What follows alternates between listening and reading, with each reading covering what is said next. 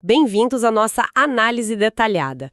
Hoje a gente vai mergulhar num texto super importante para a administração pública federal aqui no Brasil, a Lei 8.112, lá de 1990. Exato. É ela que estabelece o regime jurídico dos servidores públicos civis da União e também das autarquias, das fundações públicas federais. Isso mesmo. A nossa fonte é o texto da lei mesmo. E a missão hoje é entender a base de tudo, o título 1, que trata das disposições preliminares. Vamos começar a abrir essa caixa. Com certeza. E olha, começar pelo título 1 é fundamental, porque ele é o alicerce, né? A base onde toda a lei vai se apoiar. São só 4 artigos, mas eles são cruciais. Definem quem está sujeito à lei, o que é um servidor para essa lei, o que é cargo público e até uma regra importante sobre serviço gratuito. O interessante é ver como esses primeirinhos artigos já dão o tom de todo o regime. Legal, então vamos direto para o artigo 1º. Ele diz assim: esta lei institui o regime jurídico dos servidores públicos civis da União, das autarquias, inclusive as em regime especial, e das fundações públicas federais. Esse tal de regime jurídico, o que é isso na prática? Basicamente é o estatuto. Pensa como o conjunto de regras, sabe? Direitos, deveres, o que pode, o que não pode, as responsabilidades, tudo que vai reger a relação de trabalho entre o governo federal e esses servidores específicos. Ah, entendi. É o pacote completo de regras para eles. Exato. Um pacote único, essa foi a ideia. E quem são exatamente esses servidores? O artigo parece bem específico, né? Servidores civis da União, autarquias, fundações... Sim, a delimitação é bem clara. Primeiro são os civis, ou seja, militares ficam de fora, eles têm as regras deles. Certo. Aí abrange a administração direta da União, pensa nos ministérios, na presidência. Depois, as autarquias, que são entidades com uma certa autonomia, tipo o INSS, Banco Central, as universidades federais.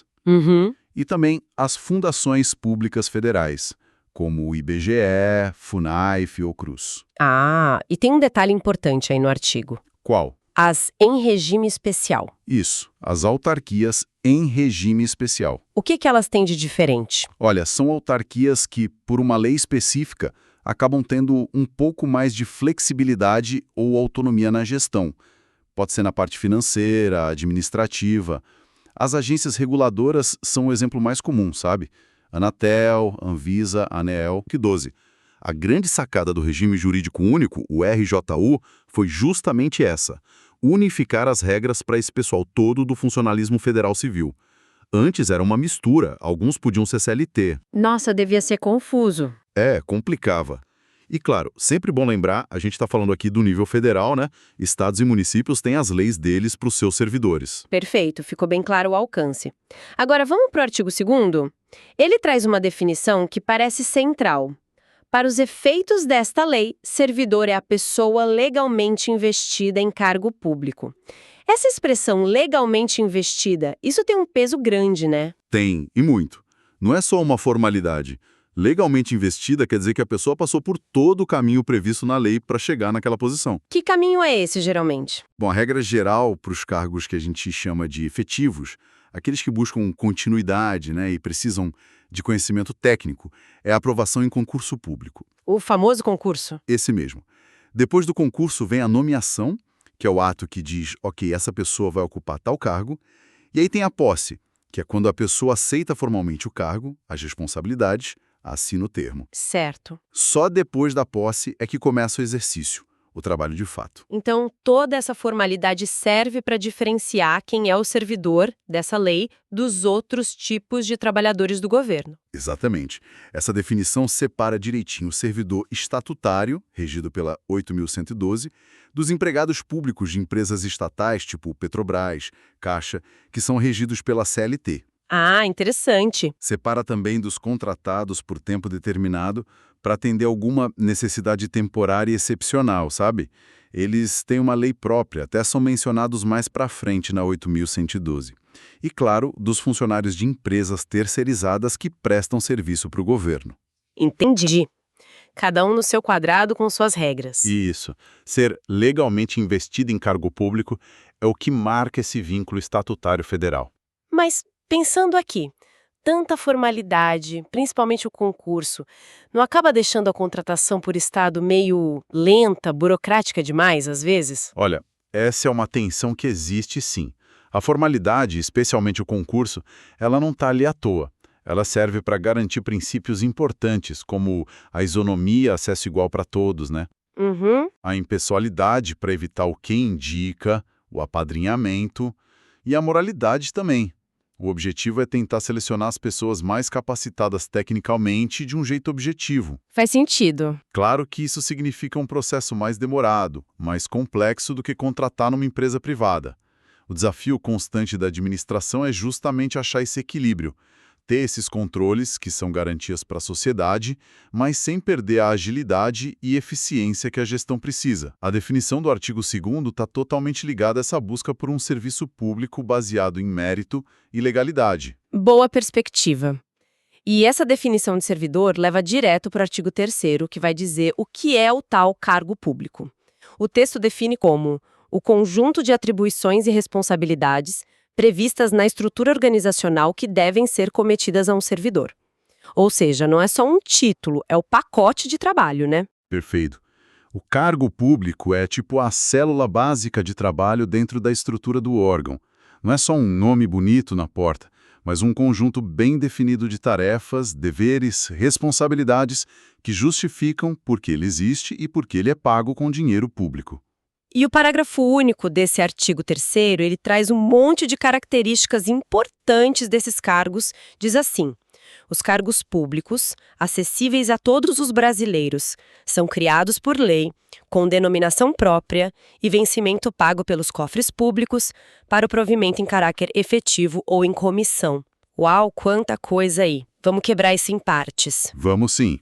Cada pedacinho aí tem sua razão de ser. Primeiro, acessíveis a todos os brasileiros. Isso reforça aquele princípio da isonomia que a gente falou, que na prática se concretiza geralmente pelo concurso público. Certo. Depois, criados por lei. Isso aqui é uma garantia democrática fundamental, Por quê? porque significa que a estrutura de cargos do governo federal não pode ser inflada ou mudada só pela vontade do governante da vez. Precisa passar pelo Congresso Nacional. Ah, entendi. Para ter um controle. Exato. Um controle da sociedade, através dos parlamentares, sobre o tamanho e o custo da máquina pública. Evita aquela coisa de criar cargo à vontade, a farra dos cargos, como dizem. E ter denominação própria e vencimento pago pelos cofres públicos. Qual a importância disso? Denominação própria ajuda a identificar a função direitinho, organizar a estrutura, saber o que esperar daquela posição. Vencimento pago pelos cofres públicos pode parecer óbvio, né? Sim. Mas reforça que é uma despesa pública, que precisa ter previsão no orçamento e que o servidor tem uma responsabilidade com a sociedade, que é quem paga o salário dele através dos impostos. Faz todo sentido. E aí, chegamos na distinção que todo mundo que estuda para concurso conhece bem. Provimento em caráter efetivo ou em comissão. Como a gente entende essa diferença? Essa é talvez a espinha dorsal de como pessoa é organizado no serviço público brasileiro. O cargo efetivo. Esse é o padrão, preenchido por concurso público. Uhum. A ideia é formar um quadro de funcionários técnicos, permanentes, que guardem a memória da instituição, sabe? E ele oferece estabilidade para o servidor, depois de um período de avaliação, que é o estágio probatório. É a base da burocracia profissional do Estado. E o de comissão? Já o cargo em comissão, que o pessoal chama muito de cargo de confiança, ele é diferente. É para funções de chefia, direção, assessoramento. Aqueles cargos de liderança, né? Isso. E, para esses, a nomeação e a exoneração são livres. A autoridade que nomeia pode escolher quem ela quer, sem precisar de concurso, e pode exonerar também a qualquer momento. A lógica é permitir que quem está no comando possa montar sua equipe de confiança para tocar as políticas do governo. Então, é tipo um equilíbrio delicado. De um lado, a continuidade técnica dos efetivos, do outro, a direção política dos comissionados. Exatamente. Essa dualidade reflete uma tensão que sempre existe na administração pública. Você precisa de um corpo técnico bom, estável, que garanta que as coisas continuem funcionando dentro da lei, não importa quem seja o governo. Certo. Mas, ao mesmo tempo, o governo que foi eleito precisa ter gente de confiança nos postos-chave para conseguir implementar o seu programa, as suas políticas. A Lei 8.112 tenta organizar como esses dois tipos de cargos convivem. Entender essa diferença é fundamental para sacar a dinâmica do governo. Nossa, ficou bem mais claro agora. Ótimo. Seguindo para o último artigo desse título 1, o artigo 4º, ele traz uma regra que, confesso, pode soar um pouco estranha para quem ouve pela primeira vez. É proibida a prestação de serviços gratuitos, salvo os casos previstos em lei. Ué, por que proibir alguém de trabalhar de graça para o governo? O Estado não deveria querer ajuda? À primeira vista pode parecer meio contraintuitivo, né? Mas essa proibição tem motivos bem fortes por trás. O primeiro deles é proteger o próprio trabalho e o trabalhador. Como assim? Garante que o serviço prestado por Estado seja, como regra, pago, valorizado. Que não vire uma forma de explorar alguém ou de precarizar o trabalho, sabe? Garante a dignidade da função pública. Entendi. Proteção ao trabalho. Mas tem mais coisa aí. Tem sim. E tão importantes quanto. A segunda razão é garantir a impessoalidade e a moralidade na administração. Proibir o serviço gratuito evita que ele seja usado como uma desculpa, um jeito de burlar as regras. E impede o clientelismo, o favoritismo. Ou que alguém use isso como uma porta dos fundos para entrar no serviço público sem fazer concurso, entende? Para manter a coisa transparente e seguindo a lei. Exato. E tem o terceiro ponto, que é mais ligado à organização mesmo. Qual seria? Do ponto de vista da gestão, essa regra ajuda no controle e no planejamento. Pensa bem, se o serviço é pago, ele tem que estar previsto no orçamento, o cargo tem que existir legalmente, como a gente viu no artigo 3º, as responsabilidades ficam mais claras. Se o trabalho gratuito fosse liberado geral, poderia virar uma bagunça, um descontrole sobre quem está fazendo o quê em nome do Estado, quem responde pelo quê.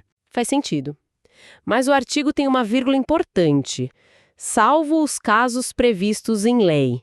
Que casos são esses? Onde é que pode ter serviço gratuito? Essa ressalva é justamente para permitir situações específicas onde o trabalho não pago é importante para a sociedade, ou até um dever. Exemplos clássicos.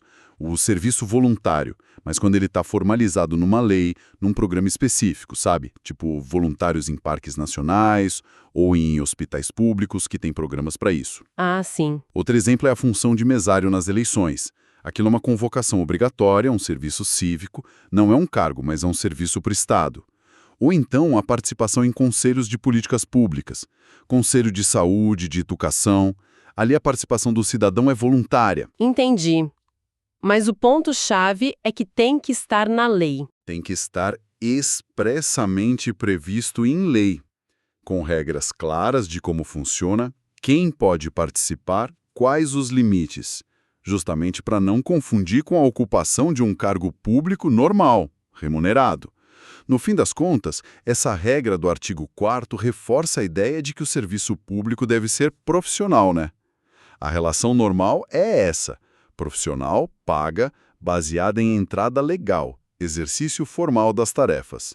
A gratuidade é a exceção, bem definida e regulamentada por lei. Ótimo. Então, se a gente for resumir esse nosso primeiro mergulho na Lei 8.112, o título 1, ele faz o quê? Ele define o campo de jogo. Servidores civis federais da União, autarquias e fundações. Isso. Depois, ele diz quem é o jogador principal. O servidor, que é a pessoa legalmente investida em cargo público. Perfeito. Aí detalha qual a posição desse jogador em campo. O cargo público, que tem que ser criado por lei e pode ser de dois tipos, efetivo ou em comissão. Exato. E, por fim, coloca uma regra importante para a partida. Em geral, não pode jogar de graça, é proibido o serviço gratuito, salvo as exceções que a própria lei definir. Acertei? Síntese excelente. Esses 4 artigos são, de verdade, os tijolos conceituais de todo o regime jurídico que vem depois. Eles estabelecem a linguagem, quem são os personagens principais. Se você não tiver clareza sobre esses conceitos, quem é servidor, o que é cargo, quem está sujeito a essa lei, fica muito difícil entender os próximos capítulos, que vão falar de coisas mais complexas, como o que entra no serviço público, direitos, vantagens, deveres, proibições, processo disciplinar, aposentadoria e por aí vai. Então, o que isso tudo quer dizer, assim, na prática? Que essas definições não são só palavras bonitas na lei. Elas realmente estruturam a relação entre o Estado federal e as pessoas que trabalham para ele, né?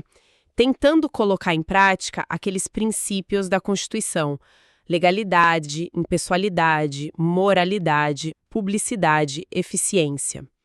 Exatamente. Entender bem esse título 1 é o passo número 0 para qualquer pessoa que vai lidar com a 8.112. Seja porque está estudando para concurso, seja porque já é servidor e precisa conhecer seus direitos e deveres, ou até mesmo como cidadão, para entender como funciona o serviço público federal. Perfeitamente colocado. E, sabe, para a gente não só absorver, mas refletir um pouco. Fica aqui uma provocação para quem nos ouve. Vendo toda essa preocupação da lei em definir tão direitinho o que é cargo público, o que é servidor, com todas essas regras formais para criar e ocupar esses espaços, separando bem de outras formas de trabalho, o que isso nos diz sobre essa busca constante do Estado por um equilíbrio? Equilíbrio entre o quê? Entre a eficiência para entregar o serviço para o cidadão, o profissionalismo de quem trabalha para o Estado e aquela garantia fundamental de tratar todo mundo de forma igual, impessoal. Como será que essa estrutura legal toda impacta essa relação no dia a dia? Fica aí a questão para a gente continuar pensando.